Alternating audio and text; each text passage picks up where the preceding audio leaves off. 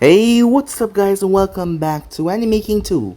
And today I'm going to be giving you part 9 of What If Godly Naruto went back to the Marvel Universe. Remember to get this one to 100 likes as usual, share this to all of your friends in your social media platform, and also guys, I post a brand new series over on Anime King of What If Naruto had a godly forbidden bloodline. So go ahead and enjoy that guys. And also for Anime Prince, I post a brand new episode of What If Naruto was an OP villain in My Hero Academia. So go ahead, check out that and enjoy as well guys. And if you're new, go ahead and destroy that red subscribe button and become a part of the Anime King family. And thank you for all of your help and your support. And yeah, without further ado, what do you say we jump right into this new episode? Start the intro guys.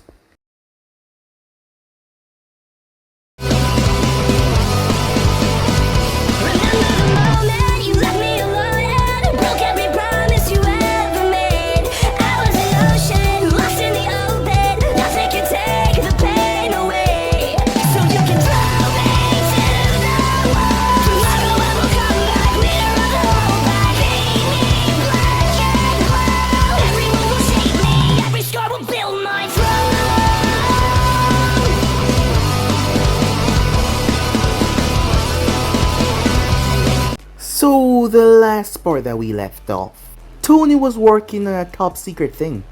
As he was trying to get the missile range, the spread in a vertical line. As Naruto gave him an idea by packing many smaller missiles into one giant one. Tony couldn't believe how obvious it was. It was right there, hitting him right in the face, and yet he didn't see it. As he was rather grateful for Naruto for that. We then had a small time skip as Naruto made his way to a different location. He ended up in a hospital.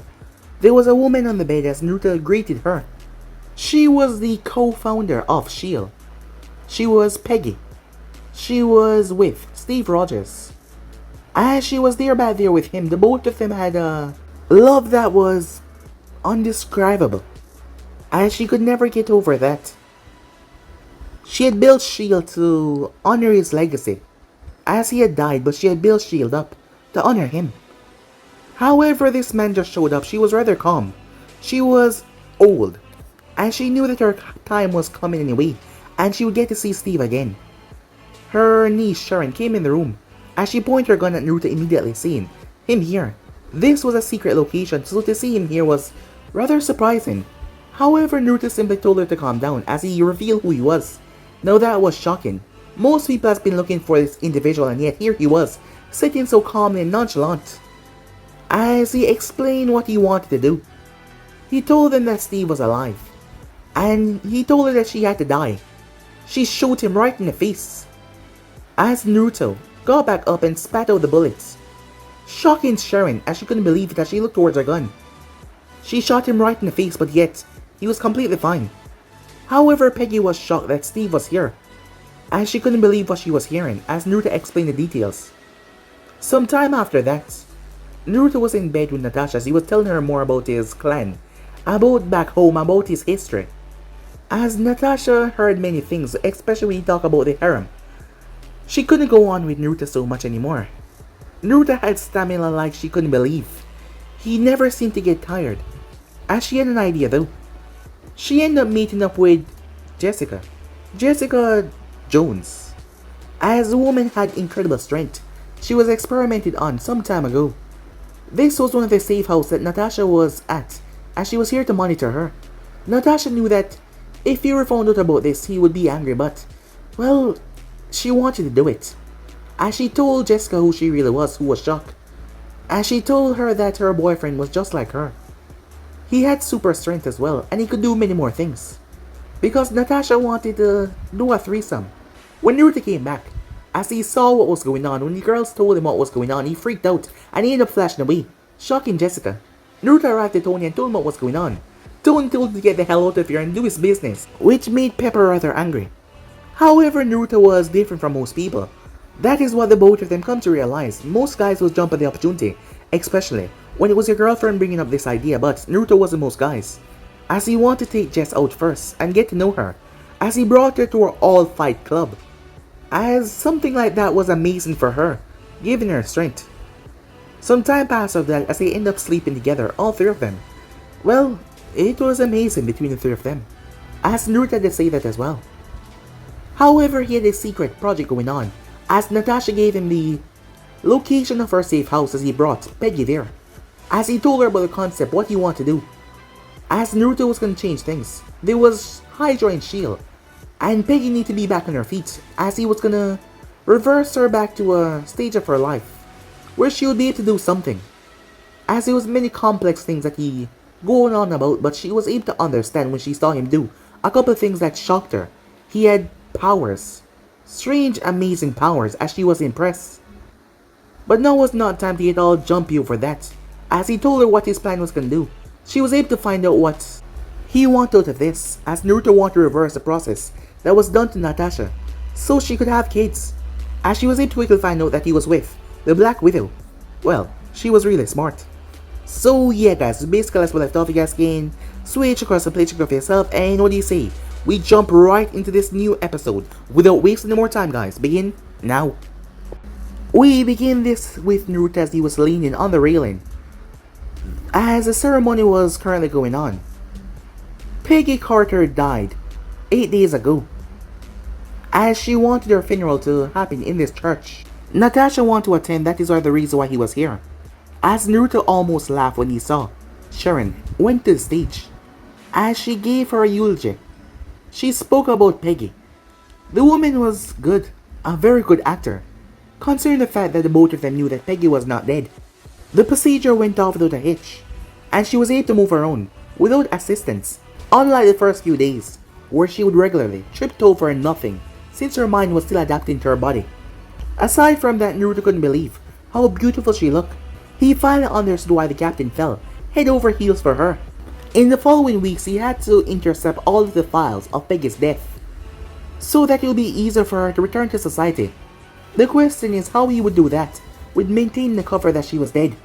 When the funeral ended and the coffin was brought out, Natasha gestured that she would talk to some people for a while. He simply nodded as he leaned where he was. He was in deep thought, as three people reached Naruto. Barton positioned himself on the left, Fury on the right, and Coulson on Fury's side. All of them are wearing black suits except for Fury, who's still wearing his black coat.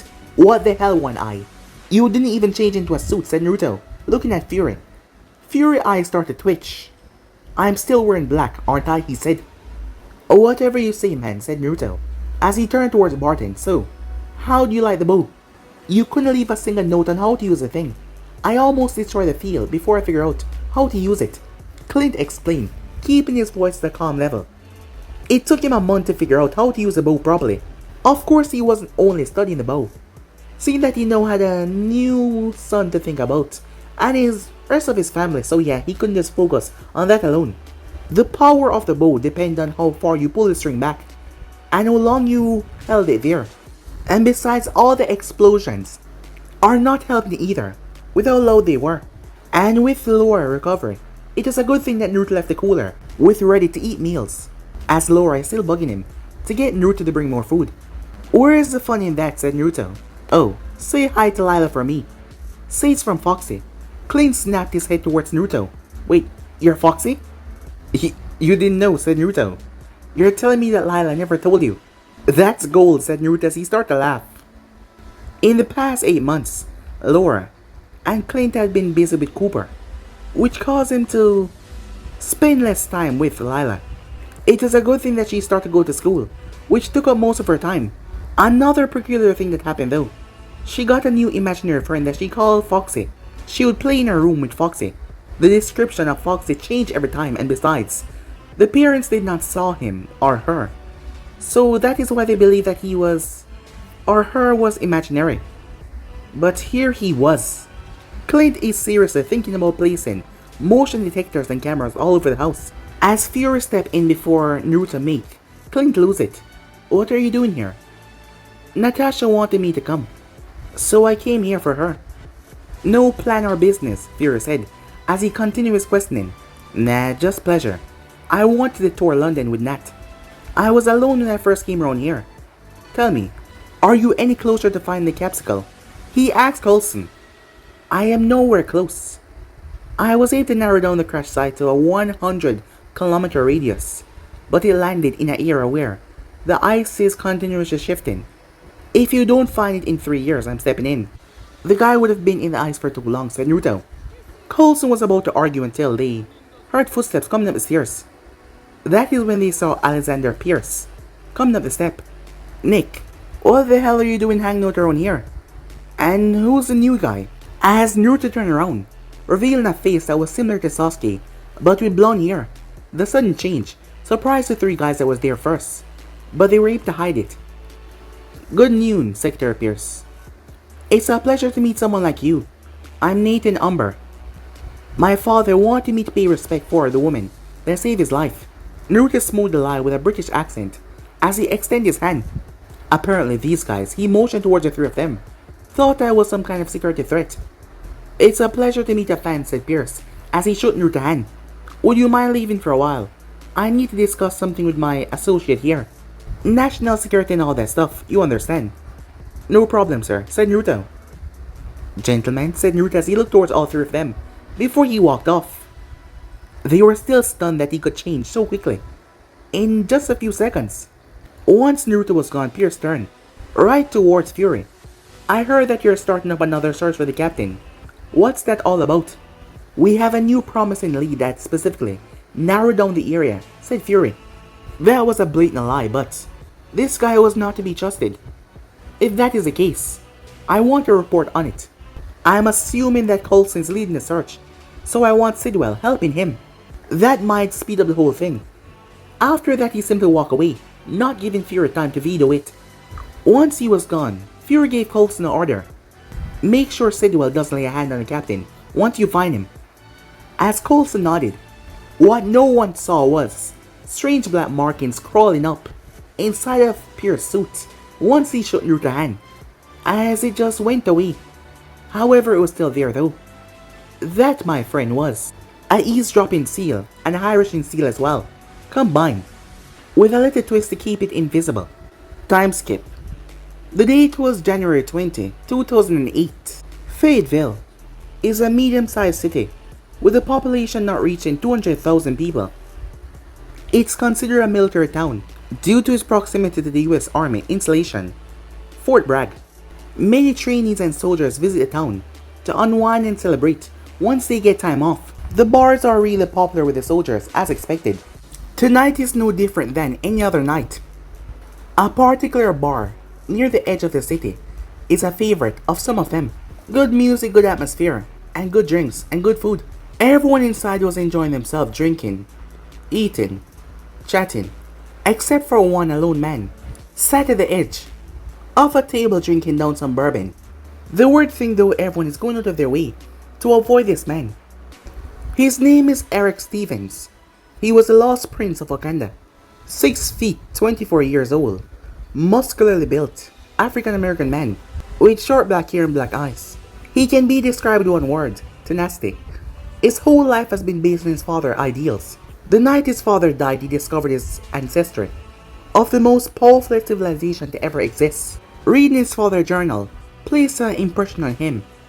The marginalization of his people, the injustice, the slavery, the oppression. He understood everything his father wanted to do.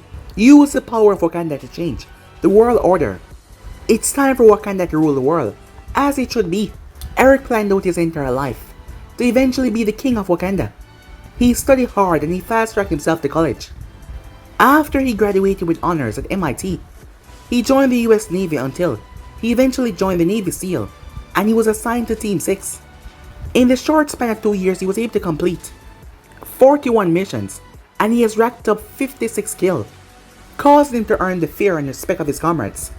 All of his skills are marked into his body, using the traditional crocodile scarification. His accomplishment led him to be put into the Joint Special Operation Command, or JSOC, a week ago, which is based in Fort Bragg. The reputation he earned caused people to avoid him as much as possible. That is why he's sitting alone, isolated in the crowded bar. He was on his 6th glass of bourbon when a blonde man wearing a burnt orange jacket sat next to him, causing the bar to quiet down in surprise. He studied the man for a moment, looking if he was a threat. The man's posture is relaxed. That is going against everything Eric. Instincts were telling him. There's an underlying aura that could only be felt in war veterans. But this man looked younger than 25. As Eric increases vigilance, the man sat there for a while before he signaled to the bartender. Shot glass, a bottle of Everclear, and the largest serving of cheesy fries you have. Add as much cheese as you can. Serve everything at once. The man ordered as he slid $200 to the bartender. When the customers heard the man order, they regained their energy, as everything went back to normal. The bartender fulfilled everything, without questioning the man for his drink orders. It's not his job to babysit customers. In under 5 minutes, he got what he asked for. His large tip must have motivated them to move faster. Damn, that hits the spot, he said, as he took a bite of fries and a swig of Everclear. He then looked towards Eric as he slipped the fries closer. You want one? Eric just grunted negative. He could not figure this man's agenda, and he was just hanging back to observe him. You know, you should use your words. Lieutenant Stevens. Eric was even more alert when he heard his name. You might turn into an emo, duck-eared bastard if you keep on grunting. Eric just kept on eyeing the man, not falling for this game that he seemed to play in. However, the man just kept on eating and drinking, until he started to speak. There's more to life than killing people and being the best. You won't enjoy life if you stay the way you are right now.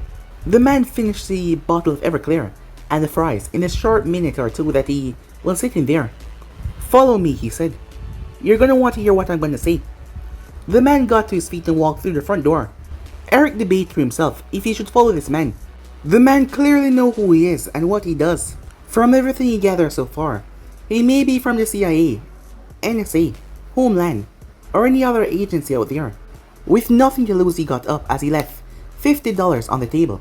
As he walked out and saw the man walking towards a small park a block away from them. When Eric got inside the park, he saw the man sitting on a bench. He walked over and sat on the opposite side. Before you start, I think it's best if I introduce myself, since I know everything about you already.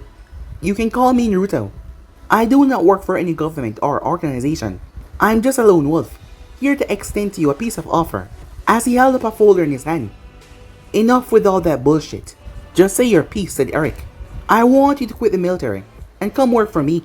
I'll send you to deal with all the worst scumbags in the world, and at the same time, help people that are being held down by the scumbags. You're going to do all these things alone or with me. Naruto laid out his offer. The only catch is, you can only do 1 mission a month. The mission could last half a day or 1 month, but you can only do 1. Why the hell would I want to do that? I've just been transferred to the J, SOC. I could do all that shit while in there. Well, aside from the generous pay, that might go as high as $1 million with each mission. Naruto reached inside his pocket and pulled out a single Komoyo bead. I'll give you one of these things for every 2 missions. That way, you can have a complete working set by 2 years. Prince, NJ Daka. Eric immediately noticed the Komoyo bead when he saw it. The only one that he ever saw was his father's, and that won't work since it was already coded to his father's DNA. However, the name that he called him that is what alarmed him. The only way he could know that name was if he read his father's journal, which was in a safety box. He quickly pulled a knife as he placed it towards Naruto's throat. Who are you? Eric said in a dangerous tone. However, Naruto remained calm. I told you I'm Naruto. Are you deaf or something? Don't play with me. I'm going to slit your throat. Eric threatened as he forced the blade down deeper. Don't say it. Just do it, said Naruto with a grin. Eric was already on edge. Hearing that, he pulled his knife back and drive it forward. However, it bent.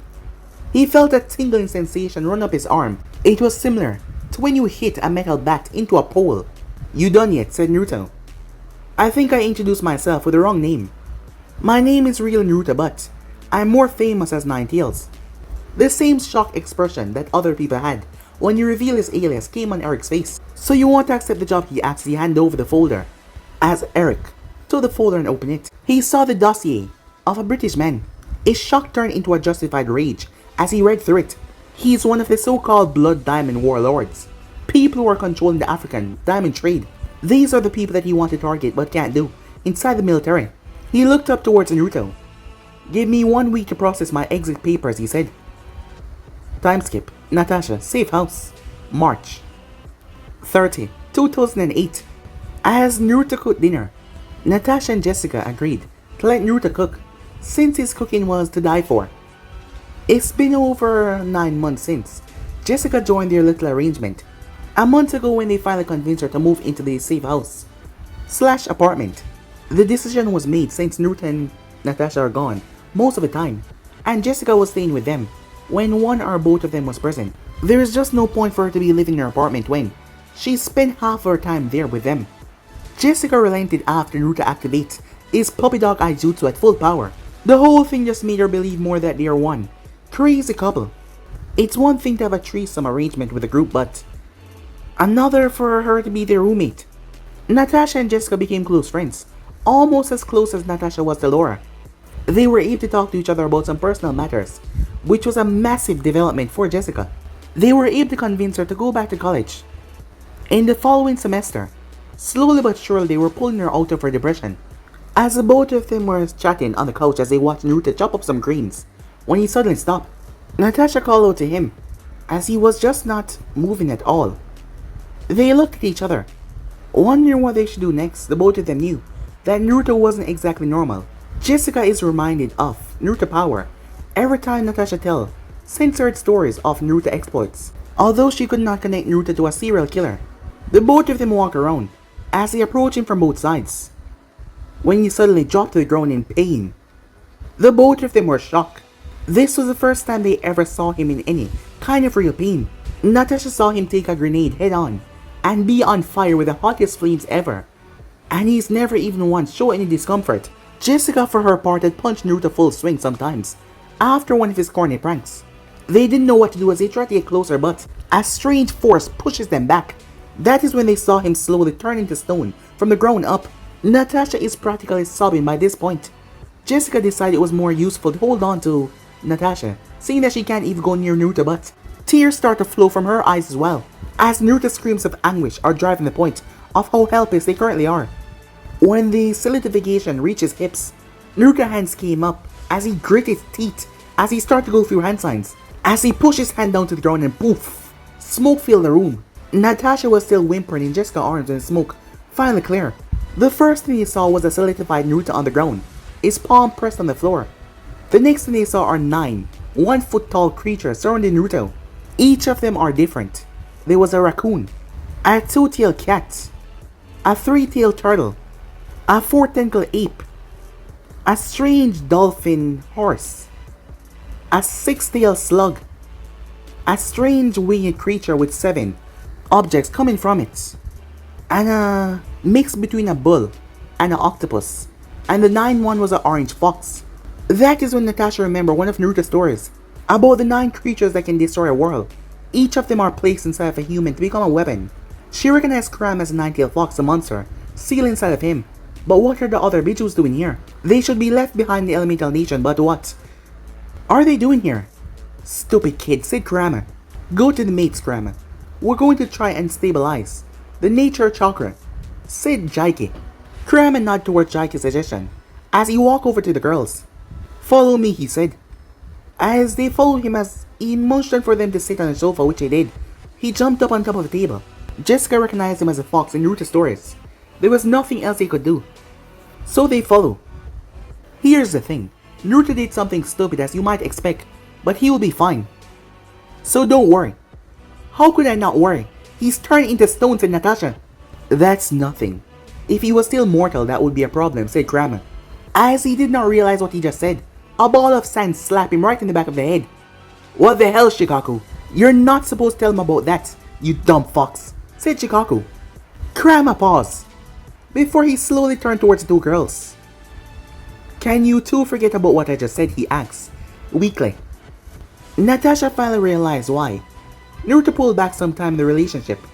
At first she thought it was because of his insecurities, because he had bad things happen to him when he was a child, but now she understands. How is he immortal, she said. Jaiki decided to take over. Hello, I'm Jaiki, the 8-tailed ox. I think I'm better suited to answer that question. Naruto immortality is a complicated situation that occurred due to multiple, unlikely events coming together, but a simple phrase can explain it. He became immortal when he became a god. Both girls froze hearing that. Your definition of a god is a bit different than ours, With our definition, we are basically gods ourselves, said Grandma, seeing the gears running through the ladies' minds as they tried to digest all of that. As Natasha was able to calm down a bit, what happened to him, she asked. When he first traveled the worlds, we noticed that the natural chakra pathways running across the planets were a little constipated. Without the nature chakra flowing freely across the earth, one of Naruto's abilities were sealed. His ability to control nature chakra allows him to sense everyone in the world if he likes, and that's just one of its benefits. He also cannot summon us without fixing the world chakra network, because if he does, we will connect to the corrupted chakra network, said Jaike. So he finally fixed it since he summoned you guys. But why did he turn into stone? Said Jessica. Pure nature chakra will cause any human to turn into stone. That is why he was pushing you two away, said Grandma. He continuously pumped his chakra in the world to start the motion. When he succeeded to flow nature chakra through the world to start it moving once again, a burst of nature chakra flooded through the hot spots where Naruto clones are controlling the flow. Without any intervention, it will cause disaster in those areas, so the clones were forced to absorb all of it into their bodies to not cause the natural disasters that would come. However, it was too much, and they start to pop. And when they pop, all of that nature chakra rushed to Naruto. He was unprepared for all the suddenness of the foreign chakra. We tried to combat it by pushing our chakra through his body. However, that would have caused a backlash.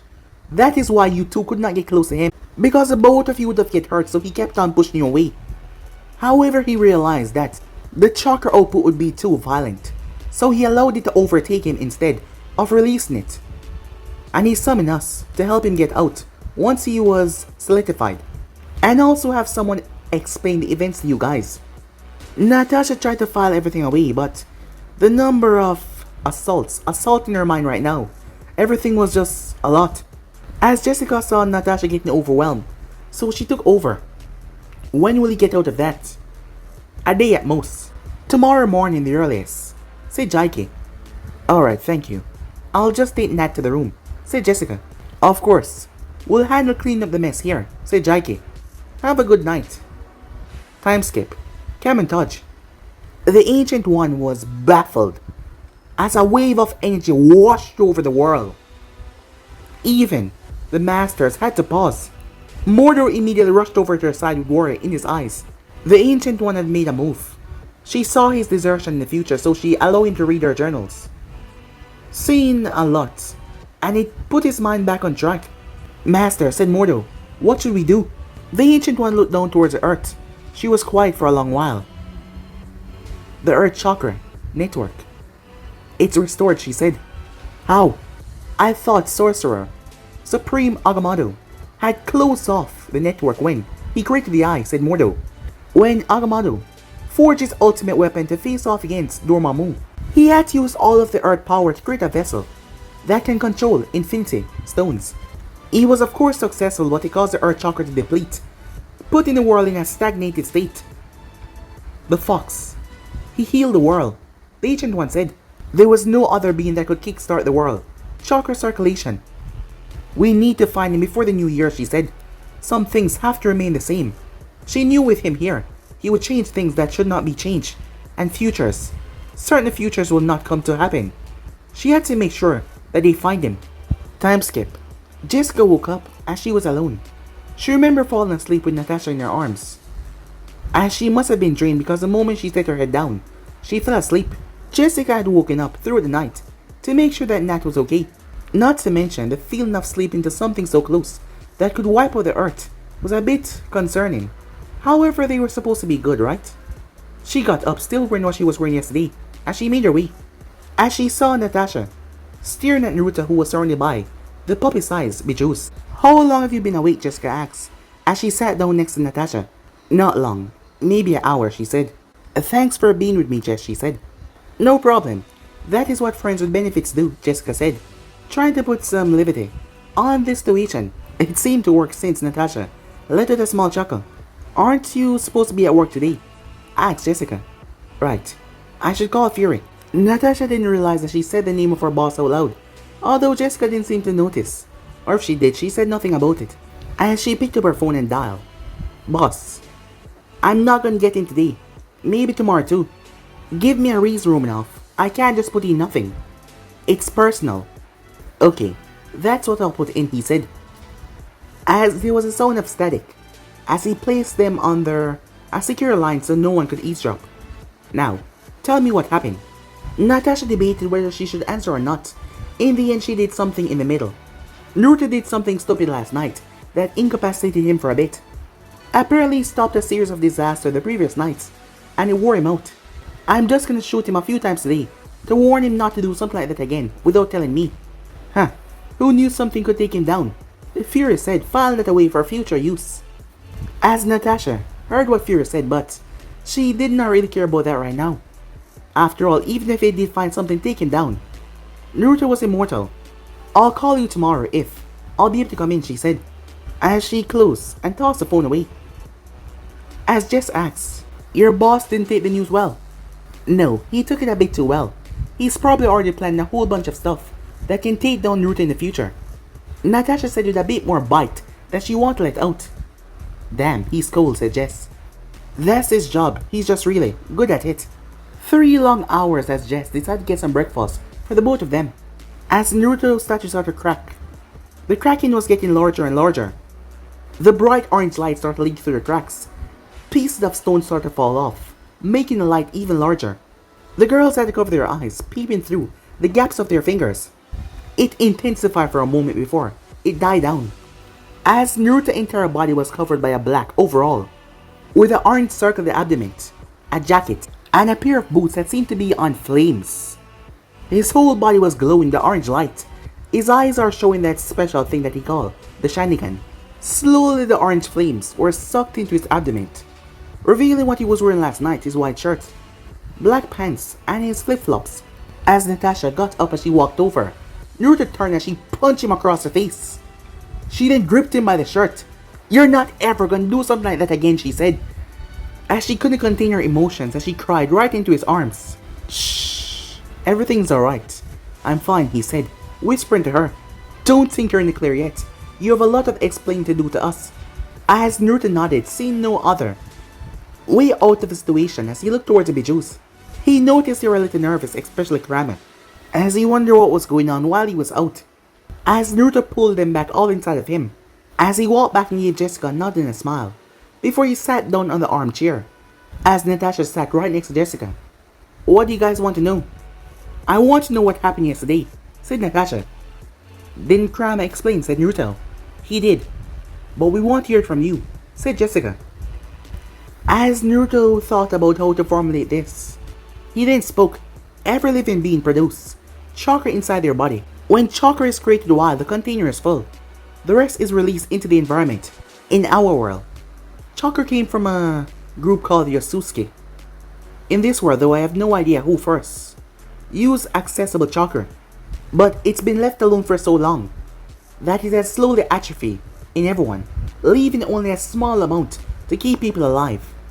So like the appendix, said Jessica. Yes, exactly like that, said Naruto. The excess chakra release is transferred to the earth, which naturally transform into natural chakra. Natural chakra network ley lines are produced all over the world, connecting chakra hotspots, making sure that nature chakra across the globes remain equal. When I arrived, I noticed there was no flow of nature chakra anywhere. Pockets of it are forming everywhere, but those are just small random bursts. So when I traveled, I left clones of myself out there. In those places to kickstart the natural flow. I kept hearing these clones since yesterday. What are you talking about, said Jess. Haven't I showed you, said Naruto. She shook her head no. Poof! A clone appeared. What the hell? So you just have copies of you running around? Yeah, but I mostly use them to scout or do boring stuff. As I was saying, my clones start to mix my chakra with the earth natural chakra to kickstart the flow. It took 3 years of slow progress. What I didn't expect is a massive overflow of nature chakra exploding out of the hot spots. If any of that amount of nature chakra made contact with a human, they would immediately turn into stone. That is why the clones decided to absorb all of it. And when they exploded, it got absorbed all into me. I got no time to control it, so I turned into stone. Why didn't you say anything about the other Bijus inside of you, said Natasha. As Naruto had a sense to look ashamed. Keeping that a secret is a terrible move, but there's no real point to revealing that until I could like summon them. It just happens that it happened in the accident. They are natural chakra beasts, with no proper hot spots. The chakra coming from them would cause a lot of chaos. Natasha gave him a hard look. Tell me the truth. Why didn't you tell me that you're immortal? As Naruto finally understood why the Bijus were so tense, they probably accidentally revealed his condition. Most probably Kurama. As Naruto sighed, he decided to be honest. Because I didn't want us to break up, he said. Natasha expected him to give an excuse or not answer the question. Why would you think that, she said. Well, it's because that is what a reasonable person would do, he said. He looked towards Jess. Back me up here, he said. Hey, she said. I'm not a part of any of this. But he's kind of right, she said, looking towards Nat. I just want for the bubble to last as long as possible, he said. She had to know one last question. Were you ever going to tell me? Yes. In around 3 years from now. Why? What's happening in 3 years, she said. Naruto sighed as he got to his feet as he paced back in front. Before he paused, remember that safe house I asked you for? Yeah, she said. Well, I think it's best if I show you. As he offered a hand to Natasha, who took it, he then offered one to Jess, who looked surprised. What? You think I would just leave you here? She flashed a shy smile before she took his hand, and they all vanished. Time skip, Switzerland. They appear right inside the living room. Jessica saw the scene outside after. Her drowsiness died down. Where are we, she said. Switzerland. A safe house. Near John. Said Natasha she noticed. Someone was using the place. Sweater on the couch. Boots. A jacket. As she sniffed and she smelled perfume. Naruto. Are you hiding a woman here? Yep, said Naruto. As he had a feeling that he shook off something important. A mistress, she asked.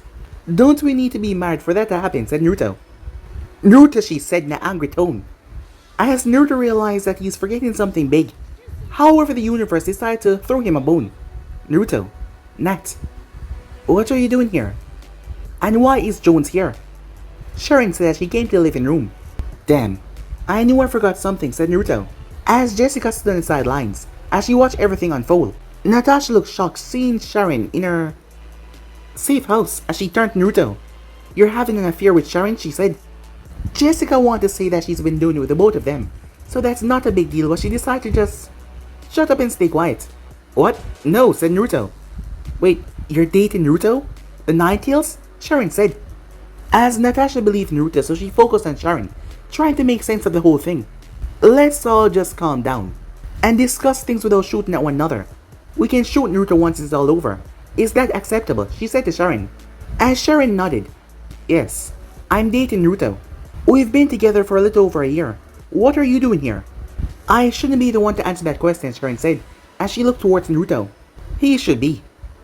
The answer is gonna come through the door in 3, 2, 1, said Naruto. Are we having a party in here? There was a thick, British accent. She was wearing red and white, running outfit.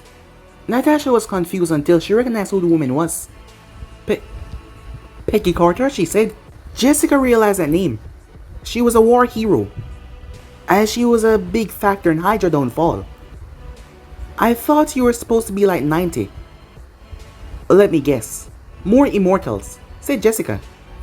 For your information, I'm only 87 years old, Peggy said. And all of this is the fault of our blonde-haired friend. He offered me a chance that I almost refused. He made you younger?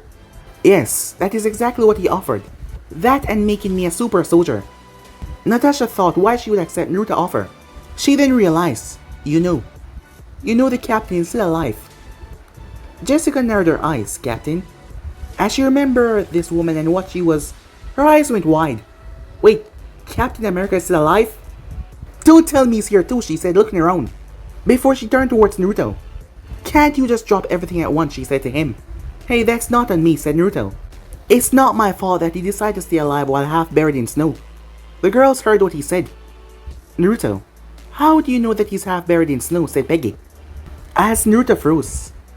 With his newly abrupt sage ability now, he was able to find Captain Rogers as they were flashing here, and he gave a mental command to his clone to, well, mark the location. And he also had the Kamui. His clone was able to just fade through the ice. I guess, said Naruto. As Natasha remembered what Kurama said about finding anyone on the planet. When did you find him, she said, knowing that he was obviously lying. 20 minutes ago, but we agreed that I'll only get him when Coulson cannot find him in 2 years. He reminded Peggy. Why is that again? Said Sharon. Because Peggy here need to be ready to face any consequences the captain being alive might cause. The spies understood Naruto's reasoning because they knew Hydra was still active. Captain America being recovered would force Hydra's hand to do something. So, said Jess, he decided to reverse their age. So you and Cap can be together. That's sweet of Naruto, I guess, she said. Partially, but he did it mostly for Natasha. Said Peggy he wants to create a procedure that can regenerate and heal any injuries. As Natasha wondered why would... It was then that she remembered the Red Room. Tears of gratitude and joy fell from her eyes. As she turned and hugged Naruto. Thank you, she whispered in his ear. Anything for you, Haim, said Naruto. The pair was snapped out of their hug when Sharon cleared her throat. I hate to break up this obvious, emotional moment, but I still want to know, what is Jones doing here? Does everyone know about me? What the hell? Can't someone have a little bit of privacy? Said Jessica. Not necessarily. I just know about you since I was one of your watchers, when I was still a rookie, maybe around 2 or 3 years ago. Jessica thought back to 2 or 3 years ago. That is right before her living boyfriend Sterling Adams was murdered in Club Alias. As she thought back to everyone she had minimal conversation with, however they were in a position that could snoop in her life. As she remembered a neighbor living at the end of the hallway. You, she said. You're the blonde nurse that is always wearing a ponytail. Wow, you have good memory. You should think about joining S.H.I.E.L.D. You're gonna kill it there, she said. Stop right there, said Naruto. You're not gonna recruit her to join a spy agency that can't even find a whole enemy organization in their hands. Who knows what they're gonna do to her once they have her in their ranks. Jessica was about to explode on Naruto for his overprotective behavior until she heard his reasoning. It seemed like there was something that she was unaware of. As Sharon realized they were getting off topic, as she asked, can someone please explain why she's here? Natasha wanted to lie and say something about Naruto and Jessica being close friends, and that she just got roped in. However, Naruto answered faster, in the worst way possible. She lived with us or something like that, he said. Oh yeah, and she also joined us for threesomes, most of the time. Natasha facepalmed at that. She should expect this from Naruto, so she shouldn't be surprised. As Peggy was shocked to see how the current times are different to her own. She then remembered that they were talking about Naruto, the guy that makes everything weird. Sharon wasn't that surprised. She's lived in New York for a long while now. She has encountered these things before. Jessica was first shocked, which turned into embarrassment, then that turned to anger. And when she's angry, she pulled her fist back and threw it right towards Naruto. As Natasha saw Naruto about to dodge a punch, but she grabbed onto him. He really deserved this one. As Naruto could break free of her hold, but he decided to humor them. Kamui. As Naruto simply passed through all of them. Bastard, said Jessica. You undo everything you're doing right now and take the hit like a man. No way, said Naruto as he ran away. Get back here, she chased after him. Natasha, Sharon, and Peggy just watched the whole thing, unable to find the proper reaction they should show. Are you sure that he's the one you want? Because I can hook you up with someone else. Just say the word, said Sharon. Natasha released a sigh as she dropped on the sofa. Unfortunately, she said, as the others sat down as well, as they heard the other two run around the house. Not to be nosy or anything, but why did Naruto bring you here? It's my impression that he will only bring you here after, and Peggy has been revealed. I can't tell you much about what happened, but I can say I find out something about Naruto that led to this happening. Although completely unsatisfied, they accepted the answer. Does Fury know about you being in a relationship? Sharon said. Yeah, he knows about us. He first wanted me to spy for him, but I threatened to quit if he forced me into it. He tried to do some other stuff like remote surveillance, but he quickly gave up on that. Naruto has luck and skill on his side, capable of outmaneuvering Fury. Even if that doesn't work, Fury would rather gouge out his own eye than deal with Naruto. He's too unpredictable. As Peggy laughed at that, meeting Naruto for the past 7 months, she truly believed that. She then turned towards Nat. Are you going to do the procedure? Yes, said Natasha. I don't know if I'll ever going to be a mother, but I want the chance. You should talk to him, said Peggy. He loves you so much, and he's terrified of you leaving. When he told me why he was doing the regeneration procedure, he was believed that the two of you are gonna break up, as that kind of put a damper on their mood, until Naruto ran to the wall, and simply ran through them. A pissed off Jessica rushed in the room a moment later. Seriously Nat, you can do a lot better as a Sharon. Time skip, Hong Kong, September the 14th, 2008. Come in Mr. Awesome, said Eric to his mic. He was taking on one of the triads. Warehouses. He has been working with Naruto for the past 8 months. All of his missions involve human trafficking, and this one was no different. A high-ranking triad was gonna oversee a shipment of newly acquired merchandise, which was code for slaves. The 300 plus girls are gonna be shipped to different parts of the globes. If the ship leave the port, they won't have another shot to cripple this part of their operation. Go ahead, Mr. Brody. Over. Next time, I'll be the one to choose the names. Over, said Eric, as he was pissed about his boss. Immaturity. You said that during the past 3 missions. What makes you think you're ever gonna choose? Over. Eric sighs in defeat. His boss liked to mess with him, and he still have over a year and a half to put up with this. He's not sure if it can last that long. That is when a convoy of black SUVs roll up. We have activity. All of them came to a stop as many peoples emerge. About 24. However, the one that Eric kept an eye on was the one in the armor on his suit. I have visual on the target. Over. You want to handle it, or should I? Eric thought it over. He knew that he can take out everyone outside, but he has no idea how much are inside. As he thought about his options, I'll take them all myself. Over, he said, making up his mind, as he strapped his weapons, as he grabbed his grenade launcher and jumped over the ledge. As he slid down on the ringer, he ran down. As he aimed towards the SUVs, half of the guards were killed as chaos reigned, blocking their escape route, their main escape. However, the guy in the armor on his suit escaped as he rushed inside. He tossed a grenade launcher as he jumped right over and flipped as he rolled. He braced his back on the side of the wall before he peeked. Bullets were raining in. He unhooked the grenade from his pack as he tossed it inside. It exploded as he rushed inside and started fire at everyone he sees. As he stuck to his shadows, making sure he's exposed as little as possible.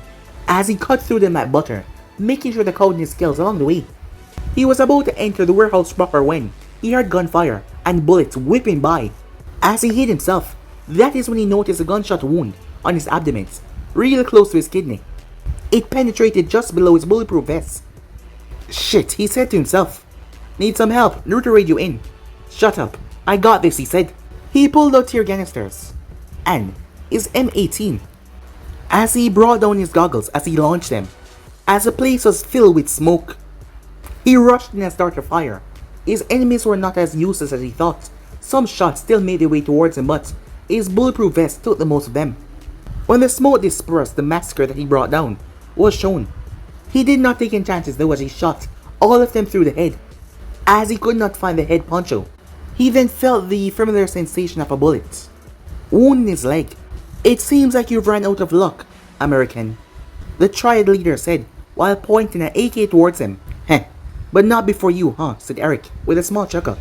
The triad leader didn't have time to think as a large spear shot from the earth and pierced right through him. This is one of your worst works. The whole thing is sloppy and loud, said Naruto. Not to mention, you didn't think things through. I think this is what will happen to you every time you let your ego take control. I could have taken him out, said Eric. And what's the point if you're dead, said Naruto as he tossed him a vial that he caught. Drink that before you bleed out. We need to get out of here before the cops arrive. The girl, said Eric, as he drank the vial. They'll be fine. They were almost burnt to a crisp though. One of the triads almost pushed a button that would have burned them alive. But I took him out. Eric paled at that. The thought of him costing the life of so much that he wanted to save sent a chill through his spine as he drew parallels of what happened today and what he's planned to do for the future. Naruto smiled when he saw that look. Phase 1 has just started. His plan of turning Eric around finally began. He never knew that it would take this long, but it's begun. As he held onto his shoulder and they disappeared. Time skip, November 18, 2008. Natasha and Naruto are currently on vacation. No jobs, no mission, no phone. After the emotional trying summer, Naruto suggests that they go on vacation. He chose Fuji as their destination. The nature energy flowing from the mountain Fuji has a calming nature on him. He has also been doing a lot of research on Hydra, but it was a slow progress. They have a well-placed system set up. They're working in unlisted groups, as they made it almost impossible for them to be found, as he knew that most of them were still spread around. They planned this rather well. After all, they wanted to get away with it, but they didn't expect someone like him to be here. As Natasha opted not to do the operation yet, since it would be 3 months off and then 3 months on Dex duty. As Naruto wanted a whole year of physical healing, but she believed that it could be done a lot sooner. They would have wanted to invite Jessica on their vacation, but she's currently taking criminology classes at college. She was at one of the best criminology colleges in the country. She wanted to go into a college that she could pay herself, which would be a community college. However, Naruto did some cover operatives, and he manipulated the system so she would receive a grant scholarship from the college. However, she did not apply for that college, so the moment she got the letter, she knew something was up. She knew in her gut that Naruto had something to do with it, as his anxious expression did not help one bit. She doesn't want to receive handouts. She wants to work for everything that she owned. Living with the both of them rent-free is already pushing the limits. She only accepts the offer when they defer to her buying the groceries, as she was going to college in the morning and working at night, as Naruto tried to convince her to drop the work for now and just focus on her studies, but she would not hear it. Still, they were able to persuade her to let them buy half the groceries. However, at the moment, Natasha and Naruto were living in some kind of bubble, because he had not talked about his immortality. But she believed that now is the right moment for them to talk about this. Naruto, she said. They were in a hotel room with one of the best views of Mount Fuji. Said Naruto. How would you like to deal with all of this? Deal with what? Said Naruto. You know, she said. The whole immortality thing. But guys, be and subscribe right here. If you want to see next part and do, like, subscribe, comment down below, turn on that bell notification stay posted, and also guys, if you're new, go ahead and check out the brand new episode over on Anime Prince of What If Naruto was an OP villain in My Hero Academia, and enjoy that guys. And I also post a brand new series over on Anime King of What If Naruto had a godlike forbidden bloodline guys. So go ahead, check that out and enjoy.